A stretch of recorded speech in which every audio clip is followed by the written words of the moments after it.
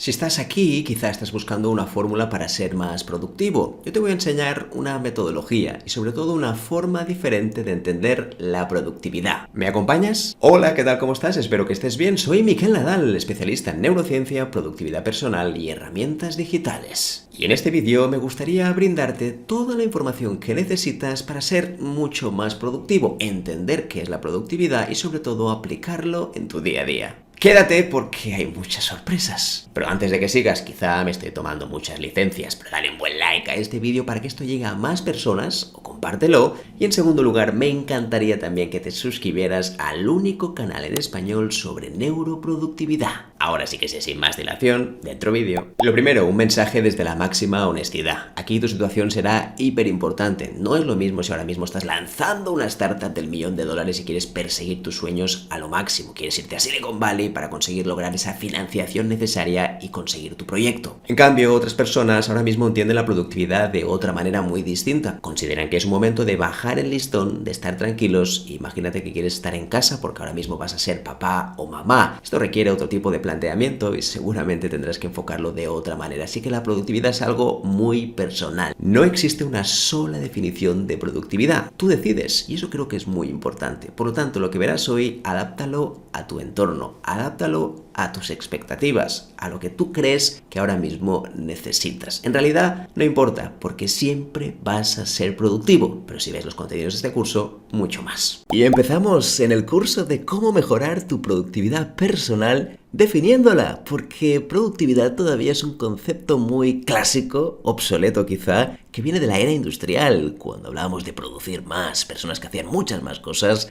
con menos recursos. Esto al final es el concepto de eficiencia, que está muy bien, por supuesto, pero creo que a nivel personal no aplica. Aquí hay un adjetivo diferente que es el de productividad personal y hace que cambie todo, porque aquí es donde manejamos nuestras expectativas, lo que queremos conseguir, tal como nos sentimos cuando hacemos algo. Fíjate que ya no es tanto el tema del resultado final, sino el proceso, y eso es lo que cambia de verdad dentro del paradigma o el nuevo paradigma de la productividad personal. Déjame empezar con una frase muy sencilla y es esta que estás viendo en pantalla. La única tarea que siempre completo puntualmente es la de posponer todas las demás. Y es que al final, cuando la productividad no te engancha, no es algo que quieras hacer, tiene mucho que ver en si vas a completarla o no. Este famoso concepto que ya conoces, que es la procrastinación, se adueña de nosotros cuando no hay claridad, cuando ese día estamos un poco embotados, tenemos demasiadas cosas en la cabeza, no podemos actuar. Nada es casualidad. Por ese motivo vamos a ver cuál es esa definición de la productividad personal moderna, por decirlo así, entendiendo que aquí la parte más importante es el individuo. Vamos a ello. El primer factor esencial, la atención. Para mí, siempre lo digo, la competencia número 1, la que nos permite absolutamente todo. Sin atención no hacemos nada. Cualquier cosa que quieras mejorar en tu vida requiere de atención, y atención significa el arte o la capacidad de estar enfocado en algo durante el tiempo que tú decidas. Ojalá pudiéramos estar media hora, 40 minutos sin ninguna distracción, sin ningún pensamiento en bucle, pero tú sabes que esto es prácticamente inviable. Es muy complicado trabajar con ese nivel de atención, pero la productividad es justamente eso, es lo que te va a permitir hacer un salto cualitativo.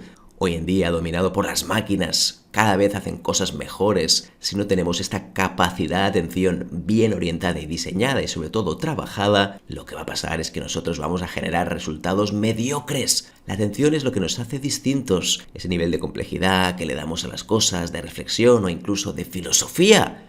Solo se producen cuando hay atención. Poca cosa más. Entonces, si no eres capaz de entrenar ese nivel de atención, tendremos problemas serios para ser productivos de verdad. Y ahí la atención hay que mirar de dónde viene. Muchas veces los problemas de atención no es un tema físico, sino que hay algo detrás. Hay cosas pendientes, preguntas pendientes que deberías hacerte. Relaciones que no funcionan bien, mala alimentación, mal sueño. La atención suele ser una consecuencia de muchísimas cosas. De hecho, donde diriges tu atención, pones el esfuerzo de lo que tú quieres. Por eso muchísimas personas están todo el día con su teléfono, con su celular, con su móvil ahí dándole, mirando cosas que no aportan valor. Eso al final tiene un impacto directo, negativamente en este caso, sobre tu atención. ¿Seguimos avanzando? Claro que sí. El segundo factor decisivo tiene que ver con la energía. Cuando hablamos de energía nos referimos a la frescura mental que tienes a la hora de hacer una tarea. Aquí viene uno de los grandes problemas. La mayoría de personas no tienen en cuenta eso durante el día. Tu nivel de energía, dependiendo de la persona y dependiendo de tu cronotipo, es decir, en qué momento del día tienes más energía, tienes que aprovecharlo para hacer ciertas tareas. Cuando uno tiene energía alta, ahí es cuando debe hacer las tareas más complejas, aquellas que le requieren la máxima creatividad. En cambio, cuando uno tiene una energía más baja, tenemos que aprovechar para hacer las tareas más rutinarias, que muchas veces son fáciles para ti porque las has hecho tropecientas mil veces. Y vamos a por el último factor decisivo, la mente. Evidentemente la mente sé que es algo concreto. Ahora mismo lo estamos poniendo por encima, como si fuera un paraguas. Aquí hablamos especialmente de las creencias mentales y todo lo que tiene que ver con tu programación mental. Al final, grandes de los responsables de tus creencias son papá y mamá, pero no podemos culparlos o responsabilizarlos. A partir de hoy, tienes que ser tú consciente de cuáles son esas creencias que nos impiden ser más productivos. Yo no llego aquí. Yo no quiero trabajar más horas, considero que debería estar haciendo esto, este trabajo no me pagan lo suficiente, esto que hago no me representa, yo debería hacer otras cosas. Todo esto tiene un impacto directo en tu productividad. Por eso te decía que la reprogramación mental es vital, importantísima para mejorar tu productividad personal. Dicho esto y resumiéndole mucho, tal como estás viendo, aquí tendrías 3 factores decisivos para mejorar tu productividad personal. Para mí esta es la gran definición. Si eres capaz de dominar estos 3 factores, podrás ser tan productivo como quieras. En general, no son fáciles, pero a la vez también pueden llegar a ser extremadamente fáciles si los cumples bien y sobre todo si los entrenas. Esto no viene solo, no viene por defecto. Hay que entrenarlo como cualquier otra habilidad. Así que los 3 básicos, 3 factores decisivos: atención, energía, sobre todo energía mental, y por último, la mente. Con el objetivo de mejorar tu productividad, lo primero que necesitas es identificar qué proyectos quieres mejorar en tu vida. Y ahí es donde viene una larga lista de cosas que queremos conseguir. Primer problema: cuando hay demasiadas cosas, es bastante más improbable que lo consigamos. Así que hay que ser muy meticulosos en lo que elegimos. Y esos 3 proyectos son los que te voy a proponer. El primero de todos tiene que ver con algo personal. Algo en tu vida, sobre todo, que te está robando intensidad emocional. Me encantaría hacer esto. No lo hagas por modas. Es que tengo que hacer deporte porque lo dice todo el mundo. Bueno, sí, está bien, evidentemente es importante hacer deporte, pero estás en el momento vital para hacerlo. ¿Es lo que necesitas ahora para reducir esa intensidad emocional que estás sintiendo? Ahí me gusta siempre trazar un mapa de emocionalidad de las cosas. ¿Qué es lo que te preocupa? ¿Qué es lo que te gustaría mejorar a nivel personal? La calidad de tus relaciones, algo relacionado como cómo te enfocas con tu trabajo, con tus jefes. También podría ser algo relacionado con la alimentación, puede ser algo relacionado con la familia, sea lo que sea, hay que trabajar al menos en un proyecto personal. Porque eso al final, aparte que le dará sentido a lo que estás haciendo, tiene que ver directamente o incide directamente en tus emociones. Si ahora sientes un pico de intensidad emocional, trabaja sobre eso. Haz un objetivo, un proyecto vinculado a esto. Así que una parte personal tiene que estar sí o sí. El segundo proyecto: profesional, claro está, tiene que haber algo profesional. Y con eso no quiero distinguir vida personal y profesional. Ya sabes que tú eres uno mismo, no existen diferentes facetas de tu vida. Está claro que tenemos áreas, pero al final somos la misma persona. Algo a nivel de tu profesión que te gustaría conseguir, y aquí depende un poco dónde estés ahora. Si eres empleado, si eres emprendedor, si eres empresario, por supuesto esto puede ser muy diferente. Pero en el fondo, a nivel de validez personal, está claro que es lo mismo. ¿Qué quieres conseguir? ¿Más clientes? ¿Quieres hacer cosas de mayor calidad? ¿Te quieres formar? ¿Quieres conseguir mejores relaciones profesionales? ¿Quieres también tener un título o certificación sobre algo específico? Todo esto pueden ser proyectos de tu vida. Incluso podría ser escribir un libro o algo que tenga que ver con una habilidad artística que tú poseas. Y el último de todos, a mí me encanta este también y muchas veces lo olvidamos, es un proyecto que tenga que ver con la gestión, con la mejora continua, con la optimización de procesos. Seguro que todos los días y todas las semanas haces las mismas cosas muchísimas veces. Pues ¿se puede mejorar eso, sí o no? Busca un proyecto de gestionar mejor cada vez tus cosas, porque si no, te están quitando siempre el mismo tiempo. Pensamos que solo esto se puede hacer en el trabajo, cuando en realidad se puede hacer en tu propia vida. Por ejemplo, cada vez que estudias algo, ¿lo podrías hacer más rápido? Sí, no lo sé. ¿Hay alguna habilidad que podrías mejorar, como la empatía, para generar conexiones de mayor calidad? Sí o no. Todo esto es gestión para que seas mejor persona y evidentemente te va a ayudar en tus procesos diarios. Márcate al menos un proyecto de cada. Uno personal, uno profesional y uno de gestión. Este es el punto de partida para empezar a ser productivo, entender que la vida no solo es trabajo, sino que es holístico, es totalmente genérico en las diferentes facetas y áreas de tu vida. 3 proyectos, márcalos, escríbelos y vamos a por el siguiente punto. Por cierto, paso por aquí para comentarte que si quieres hacer un seguimiento exhaustivo de tus proyectos tanto personales como en equipo, puedes descargarte gratuitamente esta plantilla de aquí. Verás que es muy versátil, muy dinámica y que está pensada para que puedas poner toda la información que necesitas en tu proyecto. Repito, descárgala de forma totalmente gratuita en el link de la descripción, donde encontrarás cómo descargar esta plantilla única para gestionar tus propios proyectos y también en equipo.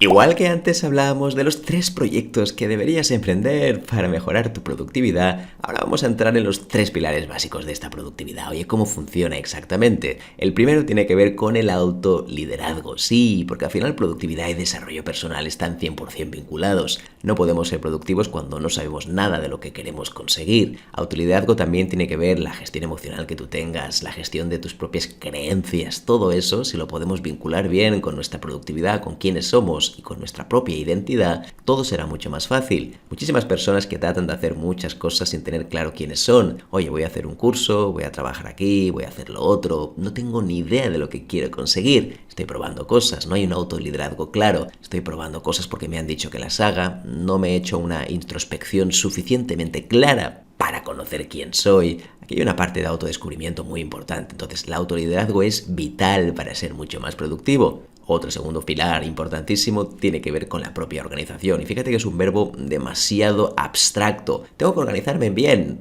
tengo que organizarme mejor. ¿Qué significa exactamente eso?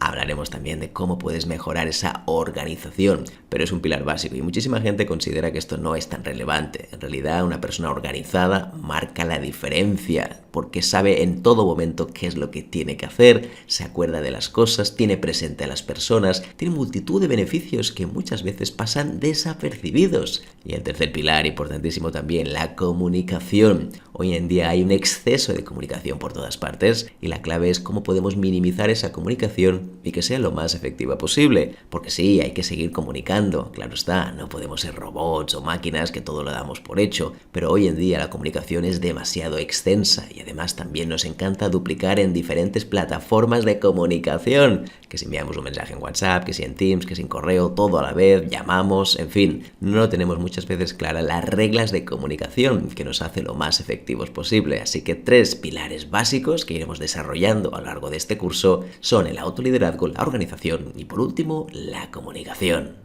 El primer pilar imprescindible es el autoliderazgo y aquí hay 4 factores que quiero compartir contigo. El primero tiene que ver con el autoconocimiento. ¿Nos conocemos bien? Porque la productividad tiene que ver en conocerse. No todo el mundo le gusta hacer lo mismo, ni todo el mundo le gusta ir rápido, lento, ser más decisivo, menos decisivo, dedicarle más tiempo, más foco, menos foco. ¿Te conoces bien? Este es el punto básico. Si no nos conocemos bien, seguramente la productividad no tendrá sentido, ya que no haremos cosas que realmente nos llenen el alma. Y para ponernos menos filosóficos, simplemente que nos gusten o que estemos cómodos con lo que hacemos. La mayor parte de las personas, como bien sabes, no están cómodos con lo que hacen, ni siquiera disfrutan con su propio trabajo, y eso es fruto del autoconocimiento. Cuando uno se autoconoce y sobre todo después se valida, que ese es el problema que después pasa, una vez te autoconoces, si no te validas, ahí tenemos un gran problema porque hay una colisión frontal entre 2 intereses totalmente opuestos. Al final, el autoconocimiento es lo que te dará libertad. Esa libertad que evidentemente no es completa porque estamos un poquito ya programados, pero sí te dará esa sensación de quiero conseguir cosas nuevas, tengo unas metas claras y ahí es donde viene ese segundo punto que quiero trasladarte dentro del autoliderazgo. Hablamos de expectativas. ¿Qué es lo que quieres conseguir? Las expectativas pueden ser muy distintas. No todo el mundo está en la misma etapa vital, como decíamos antes. No es lo mismo acabar de tener un bebé y querer estar en familia que, por ejemplo, emprender un negocio que quieres conseguir $1 millón en poco menos de un año. Todo esto, al final, requiere muchísimos tipos de tareas que hay que hacer y hay que enfocar la vida de una manera radicalmente distinta. Aquí tus expectativas serán determinantes. ¿Qué entiendes tú también por productividad? ¿Qué es lo que quieres conseguir? La productividad también tiene que incluir bienestar. Tengo que encontrarme encontrarme cómodo con lo que hago. Tengo que hacer actividades que me llenen, actividades también que me equilibren, que no solo sean puramente trabajo, hacer tareas sin más. Así que la expectativa será fundamental. ¿Qué esperas también de otras personas? ¿Estoy cómodo con esas personas, sí o no? ¿Qué pregunta debería hacer a esas personas para sentirme todavía mejor? ¿Pongo límites, no pongo límites? ¿Acepto todo lo que me digan? ¿Pongo límites y la gente se enfada? ¿Hay conflicto? Todo eso tiene que ver con el autoliderazgo. Fíjate qué potente es. Si avanzamos un poquito más, hablamos de la claridad. Y esto es algo que carecen o adolecen la mayoría de personas. Muchísimas personas, cuando hablamos de claridad, absolutamente no hay claridad. No sé muy bien qué hacer con mi vida, estoy haciendo cosas por hacer. Bueno, yo creo que debería hacer esto. He seguido un poco la corriente, he seguido el redil. Pero ¿cuál es la claridad? ¿Qué es lo que quieres conseguir? ¿Tienes tus metas claras? Esos proyectos que decíamos antes, el personal, profesional, el de gestión, ¿los tienes bien definidos? ¿Vas avanzando hacia ahí? ¿O simplemente vas deambulando un poquito con lo que te encuentras o lo que te van mandando otras personas? Está bien cumplir los sueños de otras personas, pero sobre todo cumple los tuyos también. Cuando decimos sueños, no hablamos de sueños a nivel de ideas abstractas que quieres conseguir, sino sueños aterrizados en objetivos concretos que después se trasladan en proyectos y hábitos diarios que por supuesto serán determinantes también en la mejora de la productividad. Bajando un poquito más, este es el último de todos, encontramos tu capacidad de atención, que es justamente lo que veremos ahora. Para ser un buen líder para uno mismo, antes que ser un líder para otras personas, uno tiene que tener esa capacidad de foco, de reflexión, de introspección, algo que no hacemos habitualmente, ya que nos dejamos llevar por el ruido de otras cosas, de la propia oficina, de la propia empresa, del propio día, de las cosas que suceden en general. Le prestamos mucha atención a eso. En el momento que dejas de controlar a los demás, empiezas a vivir la vida mucho más plena. Y creo que en general tenemos todavía demasiado control hacia otros y nuestra atención se va en cosas nimias, cosas que aportan muy poco valor. Así que la atención será determinante, como veremos a continuación, y te voy a mostrar algunas pautas, algunas ideas también para que la puedas mejorar. Por cierto, si te está pareciendo interesante este curso, me encantaría que le dieras un buen like y sobre todo que te suscribieras a este canal donde verás más cursos sobre productividad y evidentemente otros vídeos sobre neurociencia y herramientas digitales. Vamos a seguir con la capacidad de atención. Es que no me canso de repetirlo. Esta es la competencia profesional número 1 para todo. Esto nos permite, nos abre las puertas a cualquier cosa. Tener atención, no tener dispersión, es la garantía de éxito de cualquier cosa. Porque podemos prestar atención, nunca mejor dicho, a los detalles, porque podemos reflexionar sobre lo que hacemos, porque le podemos dar una mayor calidad. En cambio, cuando estamos dispersos, estamos haciendo multitarea y simplemente estamos pensando en diferentes cosas, lo que va a ocurrir es que la calidad de lo que estás haciendo será mucho más baja, inevitablemente, como ya te puedes imaginar. Así que vamos a ver algunas pautas concretas sobre qué puedes hacer para mejorar esa atención. Lo primero y lo más sorprendente es que el 60% de nuestra atención tiene que ver con el nivel de glucosa en sangre. Y con eso es importante, no te voy a decir que tengas que consumir glucosa constantemente, pero sí es verdad que ese nivel de energía es determinante a la hora de estar atento. Por ese motivo, muchas personas que no comen o desayunan nada durante el día, o no comen o comen muy mal, hace que tengan mucha más dispersión que los que no. Así que cuidar la alimentación será imprescindible durante el día, hacerlo de manera regular, comer tus comidas cuando tú consideres, pero eso sí, hacerlo, porque si no, si lo hacemos a destiempo, a deshoras, eso tiene consecuencias. La glucosa será más que determinante para estar atento, para ganar foco. Otro punto que me parece espectacular y sobre todo que hay que cuidar muchísimo es la calidad de nuestras relaciones. Cuando uno no está bien con su entorno, ya sea el laboral o el personal, eso tiene un impacto directo en todo, en la capacidad de foco, porque si yo estoy pensando en que no estoy bien con alguien, aunque sea de forma inconsciente, estaré dando vueltas a cómo podría solucionar eso, ya sea porque quiero romper con esa persona o porque tengo que entablar una conversación difícil. Sea lo que sea, esto te dará vueltas en la cabeza y te va a eliminar ese foco. Así que las relaciones, o mejor dicho, la calidad de tus relaciones también será imprescindible para ganar foco. Una de las cosas que puedes tener en cuenta es, oye, ¿cómo te relacionas ahora mismo con tus pares? Dentro del trabajo, fuera del trabajo, tienes una buena relación, notas tensión, notas que hay conflicto cada vez que pasa algo que no gusta. Eso es importante poder trasladarlo. Y esas conversaciones difíciles son imprescindibles porque tarde o temprano todo esto va a explotar. Así que las relaciones personales hay que cuidarlas y tiene muchísimo que ver con tu atención. Fíjate, las personas que tenemos problemas para gestionar eso con otras personas, no estamos cómodos, nos han pegado una bronca hace poco, nuestra capacidad de atención será muy baja, ya que tendremos una alta dispersión. estaremos pensando en otras cosas, estaremos pensando en cómo solucionarlo, estaremos pensando en cómo huir de aquí, sea lo que sea, estarás pensando en ello y eso hace que no estés en foco con lo que deberías hacer. Y el último punto de todos, también bastante sorprendente, pero este quizá no tanto, tiene que ver con el autocontrol, especialmente el autocontrol emocional. Autocontrol significa una forma de autorregular tus propias conductas y emociones, en este caso, si hablamos del autocontrol emocional, y muchas veces las personas mientras están haciendo algo, un trabajo, un informe, están pensando en otras cosas, están pensando a ver si voy a abrir el mail, voy a hablar de no sé qué, tengo que hablar con tal persona, mejor debería comunicarme con tal persona, debería hablar cosas serias con esa persona, sea lo que sea. Muchas veces ese autocontrol hace que estemos pensando en otras cosas.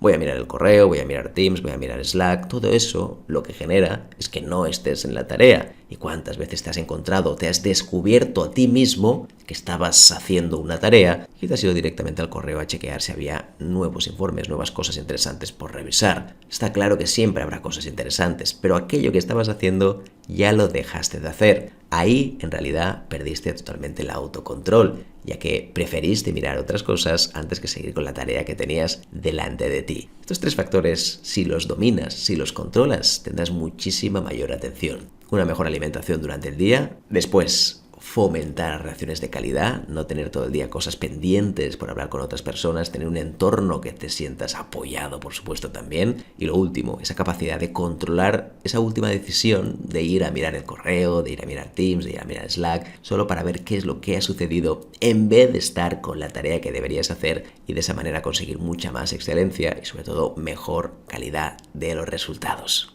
Empezamos con una frase y es la clave de la productividad personal: tener una lista de tareas pendientes tan larga que te sientas productivo solo al mirarla. Evidentemente hay un poco de broma, pero sí que es habitual anotar tantas cosas para sentirse bien, cuando en realidad la mayoría de ellas no las vas a cumplir. Así que uno tiene que aprender a respetarse a sí mismo. ¿Cuáles son sus límites? Hay que decir no, sea lo que sea, hay que poner siempre límites a cualquier persona, incluso a ti mismo. Vamos a ver cómo lo puedes hacer en este punto de aquí, que se llama aprende a respetarte a ti mismo. Lo primero, límites. Sin vergüenza. No sin vergüenza a la otra persona, sino que no tengas vergüenza a la hora de ponerlas. Muchas veces hay personas que vienen cada 2x3 a tu despacho, que te llaman, que te envían correos. Tienes que poner límites o buscar soluciones. Cuando hablamos de límites nos referimos a que quizá tu hora de consultas pueda ser ubicada en el calendario. Hoy en día tenemos multitud de herramientas que nos permiten hacer eso, que nos permiten agendar un momento al día o simplemente decir que tu horario para esas consultas se da de tal hora a tal hora. Algunas personas pueden opinar que incluso es agresivo, pero la clave es respetarse a uno mismo con los tiempos. Tú piensa lo siguiente: cuando no ponemos esos límites, nuestra amabilidad no es la misma, ya que cuando te interrumpen constantemente tú quieres terminar lo tuyo, así que la calidad de las relaciones que vas a tener no son las mismas. Cuando tú contestes, no estarás igual de alegre que cuando tengas un espacio para hacerlo. Y esto al final también va a repercutir en la calidad de las relaciones entre los trabajadores. Importantísimo ese punto. Si pones límites, todo será más fácil. Es verdad que eso va a generar un conflicto, pero ahí está la clave de cómo lo manejas. Los conflictos son buenos, son constructivos, siempre aportan algo. Si alguien se molesta mucho por esto, tendrá que respetar que es tu decisión y quizá más adelante ya no exista ese conflicto. O quizás sí. También podrás entrever qué tipo de persona hay detrás cuando tú pones límites, claro está. Otra cosa importantísima a tener en cuenta es la culpa. Como bien sabes, es una emoción algo distinta, ya que la culpa no se va. A diferencia de las otras emociones, en este caso, la culpa es algo bastante estable. La rabia, la frustración, la alegría son cosas que duran pocos segundos. En cambio, la culpa puede durar muchísimo. La culpa es muy cultural y tiene que ver muchísimo con nuestras creencias. La culpa de decir que no, la culpa de poner límites. No pasa nada tener un horario para poder atender a las personas, pero en realidad esto nos da culpa porque somos malas personas, no apoyamos al resto cuando lo necesitan. Todo lo contrario, lo que estás haciendo es valorar más tu tiempo, saber a qué hora vas a terminar y cuándo no. Además de eso, le estás dando un espacio de calidad a esa persona y se lo pones fácil. En vez de ir a cualquier momento del día, la clave es que vengas de tal hora a tal hora. Así que ese sentimiento de culpa es totalmente personal. Muy válido, claro que sí. No hay ninguna emoción que no sea válida, pero al final te está diciendo algo. Te está diciendo que tienes una creencia por revisar. Y avanzando un poquito más, el tercer punto para aprender a respetarte a ti mismo tiene que ver con aplicar el egoísmo positivo. Al final todo empieza por ese egoísmo positivo. Si tú no estás bien contigo mismo, no vas a estar bien con el resto. Así que intenta bloquearte todo el tiempo que puedas. Haz las tareas que debas hacer y, por supuesto, ayuda a las personas. Cuando estás bien, cuando ves que avanzas en tus metas y en tus tareas, estás encantado de poder ayudar a las otras personas. Cuando es al revés, que ves que avanzas a trompicones, que no hay manera humana de estar centrado, entonces evidentemente tienes que buscar otra manera. Así que ese egoísmo positivo es básico que lo implementes en tu día a día. Y ojo, esto no es nada malo, es respetarte a ti mismo primero para estar bien y después podrás ayudar al resto. Fíjate que a veces lo hacemos también en nuestra vida personal. Ayudamos a otras personas cuando en realidad nos tenemos que ayudar a nosotros mismos porque no estamos bien. Y le damos prioridad a esas personas como si fueran más importantes que nosotros. Al contrario, siempre tú vas a ser la persona más importante de todas. De hecho, es la mejor persona con la cual puedes estar bien, que es contigo mismo. Cuando ya estás bien contigo mismo, todo será más sencillo. Y por supuesto, con tu entorno, te vas a llevar muchísimo mejor. Y ahora vamos a ir un poquito más allá del punto anterior, que decíamos, aprende a respetarte a ti mismo. Cuando nosotros queremos poner límites, tenemos que marcar algunas cosas concretas para que la otra persona lo entienda. No se trata solo de decir que no y ya está, sino que hay que buscar alternativas. En el fondo recuerda siempre que estamos trabajando en equipo. Por lo tanto, interesa también que estemos con otras personas, que conversemos con ellas. Claro está, si con eso no estoy diciendo que seas antisocial y que no hables con nadie. 3 cositas que puedes tener pendientes a la hora de poder gestionar esto con el resto de personas. Y fíjate lo primero que quería decirte, pedagogía. Esto es una palabra que voy a utilizar bastante. La pedagogía significa el arte de enseñar a otras personas cosas que quizá no tienen presentes. Y la pedagogía es constante, lo hacemos todos los días, estamos educando a otras personas. Con eso no queremos decir que vamos a manipular o que les vamos a convencer de cosas que ellos no creen. Al contrario, les estamos mostrando cómo nos sentimos nosotros y les abrimos la puerta para que vean otras alternativas. Vamos a por ese primer punto. Antes lo decíamos. Un horario para consultas, un espacio para consultas, eso es fantástico. No hay nada peor que estar cabreado porque constantemente te están molestando y te interrumpen. No, pero es mi trabajo, debo estar atento para todo el mundo, 24/7, incluso algunas personas dicen. No, para nada. Las consultas tienen que tener un momento como todo. Igual que haces una reunión de 11 a 12 o de 11 a 11:20, que es como debería ser, ¿para qué vas a tener todo el día abierto? Como si fueras una tienda de souvenirs. No lo eres. Las consultas tienen que hacerse en un momento concreto. Tenemos 1000 herramientas para eso. 1000 herramientas para que te puedan dejar un espacio. En el propio Google Calendar tienes la posibilidad de poner horas de consulta. En el propio Outlook tienes posibilidad de poner horas de consulta con MyBookings. Hay millones de cosas que puedes hacer para poner consultas. Esto se puede establecer tanto a nivel individual como a nivel grupal. Si a nivel grupal encontramos la manera de que existen unas consultas concretas, fantástico. Es que tengo una duda y tengo que solucionar. Es que tengo una duda y tengo que solucionarla ya. Pues seguramente es una mala planificación de la otra persona. Además pasa algo muy valioso, que seguramente ya sepas, que cuando esa persona no puede ir directamente a hacerte esa consulta, es probable que ella misma encuentre la solución. En cambio, cuando sabe que puede ir a cualquier oficina, llamar por teléfono, simplemente preguntar y tú le respondes, pues evidentemente lo va a hacer. Esto es lo que gasta menos energía, que te voy a contar. Tú haces la consulta, la otra persona te responde lo antes posible. Hombre, ¿para qué vas a ir a perder el tiempo en buscarlo si esa persona te va a ayudar en el momento? En el momento, mejor dicho, que tú le digas que no, esa persona buscará la alternativa y la mejor solución.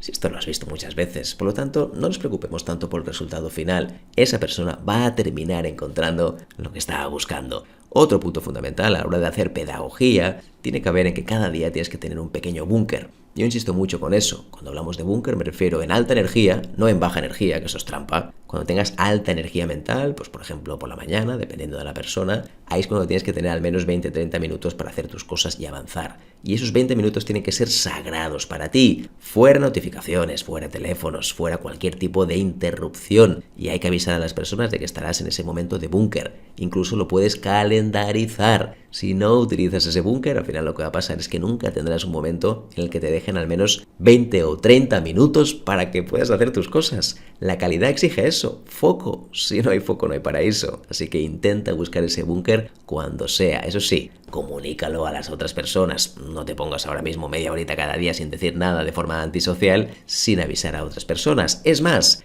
intenta contagiar a otras personas para que también lo hagan, porque de esta manera será mucho más interesante si varias personas lo están haciendo. Así que ese búnker no solo lo hagas para ti, intenta que sea algo común para que todo el mundo vea los beneficios de estar al menos 20 minutos haciendo una tarea en foco. Y vamos a por el último punto de esta pedagogía que hacemos con el entorno, los procesos.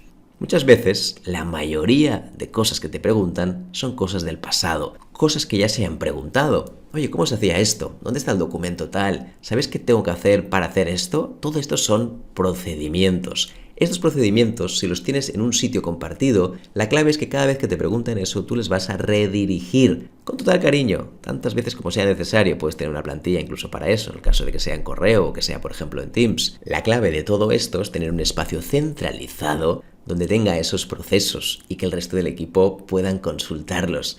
¿Que no existe todavía? Créalo tú, sé proactivo. Porque si la mayoría de cosas que te preguntan son cosas que son preguntas de siempre, que muchas veces te han planteado, no nos gusta repetir las cosas.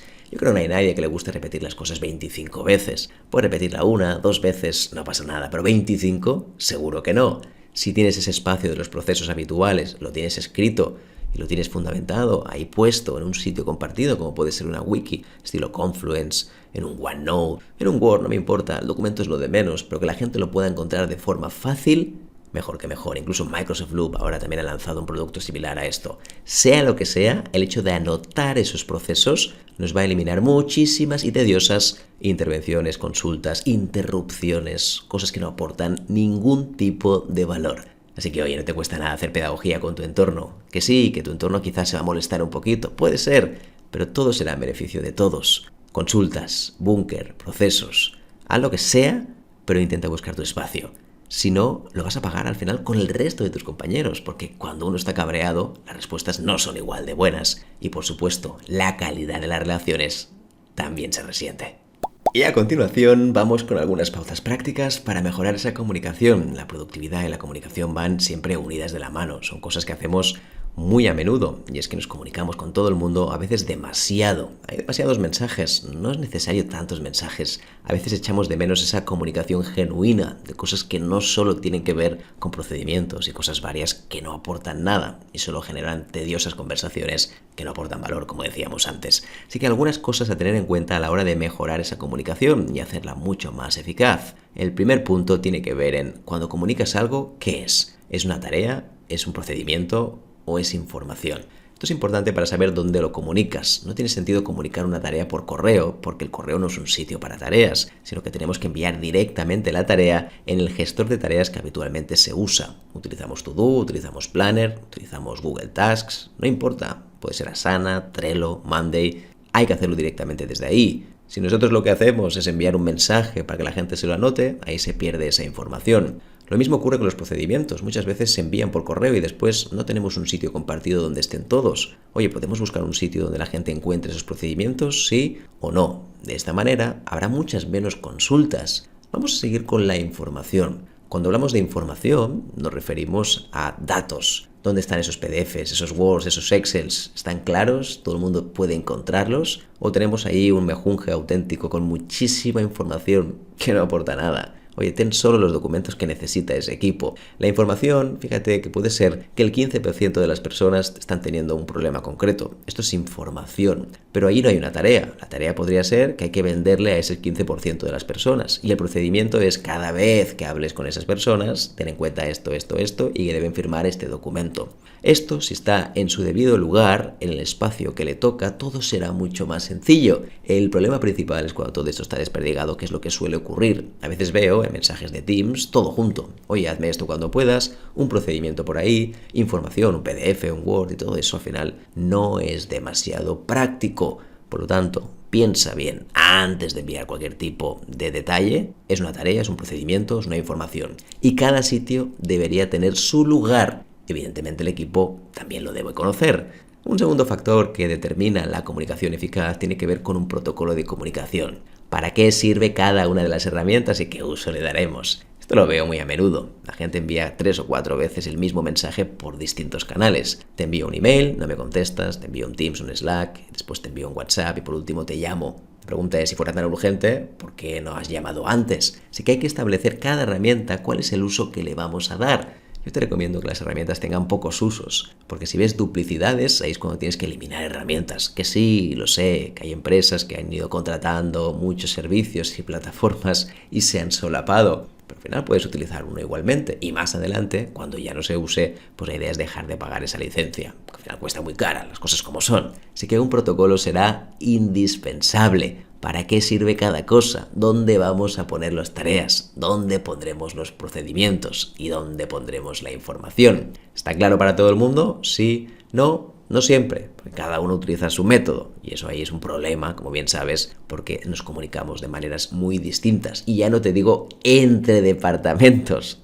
Eso sí que es una auténtica locura. Seguimos con un tercer punto y es intenta que todo lo que comuniques pueda ser resumido en una línea. No, pero es muy complejo lo que tengo que decir. Sí, evidentemente habrá siempre excepciones. ¿Qué te voy a contar? Pero la mayoría de tus mensajes, diría que el 90% de tus mensajes pueden ser resumidos en una sola línea. ¿Qué es lo que hay que hacer? ¿Cuál es la info que quieres trasladar? No envíes esos mensajes de copia horribles. No envíes el for your information, el para tu información. No lo hagas, porque estamos generando muchísimo más ruido para la otra persona. Yo sé que quieres ayudar y que lo haces para el bien, pero en realidad esa persona ya recibe muchísimos correos.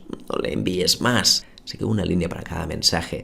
Algo que quede absolutamente claro. Si no lo tienes claro es que quizá no lo debes enviar todavía. Y sí, ya sé que me lo han dicho muchas veces, sintetizar tanto nos hace como más estúpidos. No, tampoco es eso. Evidentemente habrá momentos para poder hablar de las cosas, pero la comunicación tiene que ser sencilla. Ponlo fácil. No se trata de leer libros cada vez que te envían un mensaje. Vamos a seguir con un cuarto punto y es la definición de urgencia. Otro problema principal cuando hablo de comunicación en muchísimas empresas es la definición de lo que consideramos urgencia. Urgencias reales hay muy pocas. De hecho, te diría que hay menos del 1% de las que se dicen ser urgencias. Muchísima gente pone el signo de exclamación en los correos o pone hiperurgente en el asunto. Todo esto es absolutamente absurdo. Se supone que todas las cosas que tú envías ya se sabe que son a corto plazo. Nadie envía cosas para que sean contestadas a 3 meses. Así que no hace falta poner más aceleración, porque todo el mundo lo hace. Al final nada es importante, nada es urgente. Así que la urgencia tiene que quedar muy clara. Oye, urgencia será tal cosa. Y eso sí,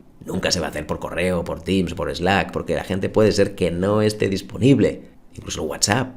Nadie ha dicho que uno tiene que contestar un WhatsApp en menos de 2 minutos. Lo mismo pasa con Teams o Slack. ¿Por qué hay que contestar en tan poco tiempo? No tiene ningún sentido, ¿ok? Así que es un punto importante. Redefinición de urgencia. Y el último punto de todos tiene que ver con el plazo de respuesta. Es importante que, al menos con tu equipo, no digo a nivel empresa, porque no siempre es fácil, tengas un plazo de respuesta para el resto de personas. ¿Qué respuesta vas a dar? Intentaremos que sea en menos de 5 horas, 6 horas, algo prudencial. No hagas que todo el mundo tenga que contestar las cosas en menos de 2 minutos, porque entonces es una auténtica locura. Y sobre todo no envíes mensajes a las 8 de la mañana, que es cuando todo el mundo está conectado al correo, a Teams o Slack, porque siempre estarán ahí y eso va a generar una bola de ruido. Fíjate que muchísimas personas empiezan el día invirtiendo tiempo en cosas de poco valor, que es contestar mensajes de bajo valor también. Así que el plazo de respuesta será imprescindible para ganar esa comunicación eficaz que estamos buscando. Estas pautas que estás viendo aquí, estas 5 pautas, para mí son imprescindibles a la hora de generar un buen protocolo de comunicación y, por supuesto, mejorar la comunicación y hacerla mucho más efectiva. Si hablamos de comunicación, por supuesto, tenemos que hablar de reuniones efectivas. Ahí es donde perdemos muchísimo tiempo y la mayor parte de las reuniones, siendo sinceros, no aporta demasiado valor. Hay una máxima que yo tengo con las reuniones y es que deberías salir de una reunión con más energía de la que entraste. Sí, no te rías, ya sé que no suele ser habitual, pero creo que al final es el objetivo que debemos perseguir. Queremos que la gente quiera venir a las reuniones y no que quiera intentar evitarlas. Al final lo que la gente hace es intentar buscar excusas para no estar y cuando está, especialmente en las reuniones de muchas personas, se escabulle. No está ahí directamente, apaga su micro, apaga su cámara, sobre todo cuando es por Teams o cuando es por Google Meet y las personas hacen otras cosas en ese momento. A nivel de recomendaciones prácticas, lo que yo te diría primero de todo es que no debería durar ninguna reunión más de 10 o 20 minutos. Sí, lo sé, esto puede colisionar frontalmente con algunas de las reuniones que tienes a nivel de equipo, que son de 1 hora y media. Fíjate que si queremos que la gente participe de manera activa, no podemos hacer que el tiempo sea superior a 10-20 minutos. Primero porque el nivel de atención baja. Cuando las personas llevan más de 10 minutos, ya no están tan atentas. Ya es muy complicado que estén aquí. Lo segundo, importantísimo, es que hay que venir trabajados desde casa. hay que trabajar esa reunión antes. Todo el mundo tiene que hacer su respectiva tarea, no leerse un material y ya está. Así que con esos minutos será más que suficiente. Además pasa algo muy curioso cuando hablamos de estos minutos, y es que las personas ya van con las ideas claras y saben que van a terminar. Y para ello es importantísimo contar con un rol que sea el gestor del tiempo, la persona que va anotando cuánto tiempo queda, cuánto tiempo falta, y así también sabemos cuánto tiempo necesita cada persona para su intervención. Si seguimos avanzando, encontramos el número de personas, otro de los grandes problemas recurrentes en las reuniones efectivas. Si son más de 5 personas, empieza a ser una tertulia. Todo el mundo habla de sus cosas, es un conversatorio total. Oye, sí, pues podemos hacer esto, lo otro. Y el problema es que hay mucha gente pasiva. Para que una reunión sea pasiva, grábala. ¿Para qué vas a hacer perder el tiempo de tanta gente que después no va a participar? 3-5 personas debería ser lo máximo, y sobre todo que esas personas sean activas, que estén llamadas a hacer algo, que no sea puramente de representación, sino que aporten de verdad al objetivo final de la reunión.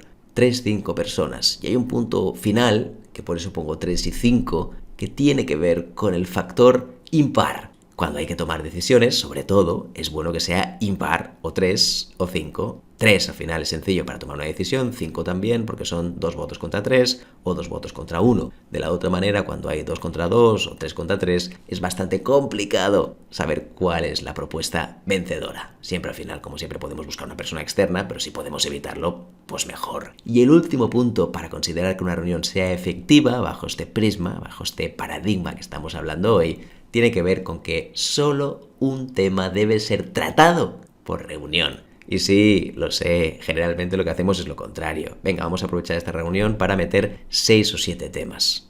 No. Un tema solo.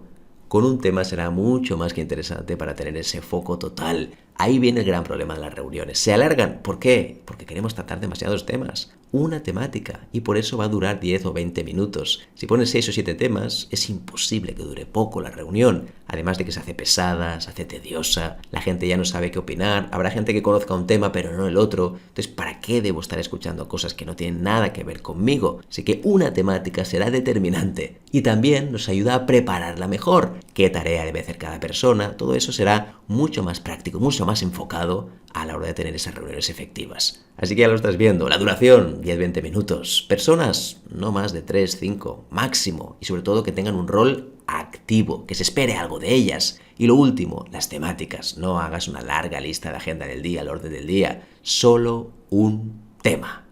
Y ahora vamos al último punto, que es cómo planificarse. Recuerda que en este canal vas a encontrar muchísimos vídeos de cómo planificarse con herramientas prácticas. Hay varias cosas que debes saber, eso sí o sí, a la hora de planificarse de manera efectiva. Lo primero, eventos versus tareas. Los eventos en el calendario, las tareas en la lista de tareas. Esto que parece tan obvio, no lo hacemos siempre, es que mezclamos el calendario todo, tareas y eventos. Un evento, para que te hagas una idea, es una actividad que se hace con otras personas y que tiene una hora de inicio. En cambio, una tarea, a diferencia del evento, es una actividad individual y que no tiene una hora asignada, ya que puedes hacerla cuando quieras. Puede tener una fecha, eso sí, hay que presentarla el 26 de noviembre, perfecto. Pero la hora, tú puedes decidir cuándo la haces. ¿La haces a las 6 de la mañana o a la 1 de la tarde? Así que cada cosa deberá tener su lugar. Si lo ponemos todo en el mismo sitio, que es como ocurre habitualmente, el principal problema es que está todo desperdigado por ahí. Y además, nunca se cumple la mayoría de las cosas. Es muy difícil calcular cuánto te va a tomar una tarea. Oye, pues sí, media hora, 40 minutos. Esto no es así. Y lo mismo pasa con las reuniones. Lo que debía ser una reunión de media hora acaba siendo 40 minutos y te rompe por completo el flujo, porque tú ya tienes que avanzar la tarea, quizá ya no te cabe, la tienes que poner otro día. Para eso vienen las maravillosas listas de tareas de las herramientas en cuestión. Hay tropecientas mil, hay millones. Y en este canal, repito, puedes encontrar muchísimas de ellas. El segundo punto es: todas las tareas se pueden dividir entre control y puntual. Una tarea de control es una tarea repetitiva. Y sé que muchas veces estas no las anotas porque las tienes ya en tu cabeza. Sácalo todo de tu cabeza. Tu cabeza no está hecha para memorizar. A nivel de evolución, los humanos somos bastante malos memorizando y no siempre vas a tener un día que te acuerdes de todo, que estés cristalino a la hora de recordarlo. ¿Por qué? Muy sencillo. Porque ese día puedes estar más despistado, has dormido menos, tuviste un mal día. Si tienes que estar acordándote de las cosas, fatal. Mi recomendación, como siempre, es que tengas anotadas esas tareas de control. Aquí, en este canal, verás varias formas de poder hacerlo y sobre todo te dará una tranquilidad increíble, no solo en el día a día, sino también cuando no estés trabajando, estés de baja o incluso podría ser que estés de vacaciones. Eso al final nos hará que tengas un sitio donde estén las tareas que tú haces diariamente y la gente lo sepa. Si no, de otra manera, no sabremos absolutamente nada. Y las puntuales son aquellas que van llegando, pueden ser planificadas o no planificadas. Tu puntual, entiendes, una tarea que tú vas haciendo y la vas poniendo en el día que toca. O lo mismo puede pasar con una tarea imprevista, que llega hoy, la anotas y sabes que la tienes que hacer entre hoy y mañana, por ejemplo. Eso al final, si tienes una lista de tareas, todo es mucho más sencillo. Además, aquí entramos en cómo funciona tu mente. Tu mente funciona de la siguiente manera, y es que quiere cosas que estén apagadas y cosas que estén encendidas. Las apagadas son las tareas de control, porque son cosas que están ahí, pero las quiere tener anotadas. Y las encendidas son las puntuales, son aquellas que van cambiando, que son más vibrantes. Otro punto cuando hablamos de planificación es que hay que usar solo fechas reales. Mira, no lo paro de ver todos los días con mis clientes, ¿no? Cuando hacemos talleres de neuroproductividad, de neurociencia, de productividad personal en general, y es que la gente se pone tareas para todo. Y hay que vigilar mucho. Las tareas tienen que ser con fechas reales. Fecha real implica que ese día, si no lo hacemos, tiene consecuencias. Imagínate que tienes que llevar a la inspección tu coche. Tú sabes que si pasa un día específico de ese día, puedes tener problemas. Una multa, una sanción, lo que sea. En cambio, muchas veces nos ponemos tareas para ir tirando, para darnos presión, un poquito de tensión. Y eso no suele funcionar, porque si solo tuvieras una, no habría problema. Pero si cada día tienes varias fechas límite que te estás poniendo, es un auténtico agobio. Así que ponte solo aquellas que son reales. Si no lo haces ese día, puede tener consecuencias. La última cosa para cómo planificarse con éxito tiene que ser la revisión. Sí, si no hay revisión no funciona. Hay que garantizar que el sistema sea sostenible. Y eso consiste solamente y únicamente en hacer revisiones. Si no hacemos revisiones, no va a funcionar. Y la revisión tiene que ser para mí diaria y semanal. Cada día al menos 1, 2, 3 minutos tienes que dedicarle un tiempo a revisar. Y semanalmente tienes que dedicarle un tiempo también a revisar la próxima semana. Si no lo haces de esta manera, ¿el riesgo cuál es? Ya lo sabes, que vamos a ir acumulando cosas, iremos a salto de mata, no tendremos planificación, nos costará priorizar. En definitiva, no será una planificación óptima, que es justamente lo que estamos viendo ahora. Resumiendo rápido, eventos y tareas, cada uno en su lugar. Eventos, calendario, tareas, lista de tareas. Control y puntual. Las tareas repetitivas también hay que anotarlas, tenerlas en un sitio que no te molesten, pero que las tengas visibles todos los días. Y las puntuales hay que ir gestionándolas en base van llegando o en base tú las planifiques. Fechas reales, ya lo sabes, solo aquellas que sí tienen validez real, que si pasa una fecha puede tener consecuencias. El resto no es necesario, no te frustres por defecto. Y lo último, si no hay revisión, no hay paraíso, revisión diaria, revisión semanal. Y déjame terminar con una frase. El pensamiento crítico es como un juego de ajedrez para la mente. Cada movimiento cuenta y mientras algunos solo ven piezas, tú ves patrones y estrategias.